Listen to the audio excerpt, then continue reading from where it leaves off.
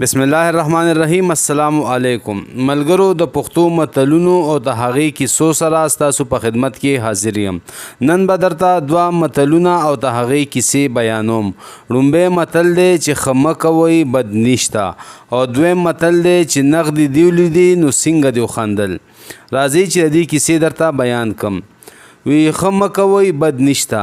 داسې ویلی شي چې پخوا په کلو کې ماسخوتن د چم ګاونډ خلق په حجره کې ناست وو. ګپ شپ به یې لګولو چې لمبه سکولی کېدو مینې محبتونه وو. خو اوس د حجرو هغه خوند او مزې پاتې نه شوې. بیټکونه خلق جوړ کړو او ځان دپاره استعمالوي.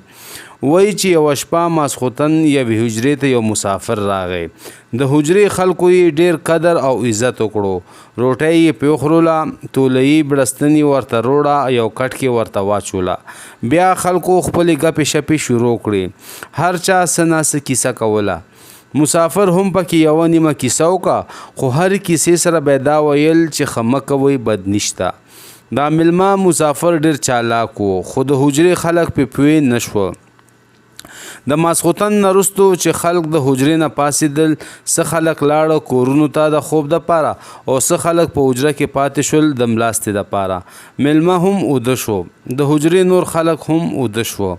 د ژمي اوږدې شپې وې. شپه چې تېره شوه نو سهار د ملا بانګ وخت کې میلمه غلی غوندې پاڅېدو او هغه بړستن او تولهیي دواړه وتړل او په ولي واچول او د حجرې نه ووتو.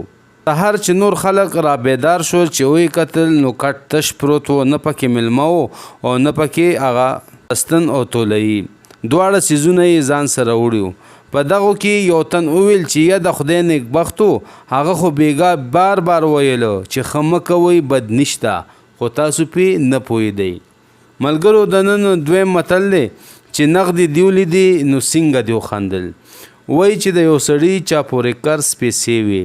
دی به روزانه قرضداري پسې تلو، د هغه نه به یې پیسې غوښتې، خو ولې هغه والا پیسې نه ورکولې او هره ورځ به یې څه ناڅه بهانه کوله. دی ډېر خفه او پریشانه به شو. کور ته به واپس راغو، خو څه وس یې پرې نه رسېدو چې څه وکړي. یوه ورځ دی د قرضداري پسې ورغلی و. هغه نه یې د خپلو پیسو مطالبه وکړه. قرضداري ورته ویل چې خفه کېږه ما د لارې خوا پورې کنډتار تړلی دی. په دې لاره به ګډې بیزې تېرېږي، د هغې وړی به په دې کنډتار کې نښلي. چې هغه جمع شي نو بیا به یې خرڅه کړم او تاله به نغدې چغدې پیسې درکړم. د دې خبرې په اورېدو د پیسو هغه مالک په خندا شو. نو قرضداري ورته ویل ګوره چې نغدې دې ولیدي نو څنګه دې وخندل. ملګرو، دا د نن متلونه او د هغې کیسې تاسو سره مې شیر کې اجازت غواړم. د الله په امان.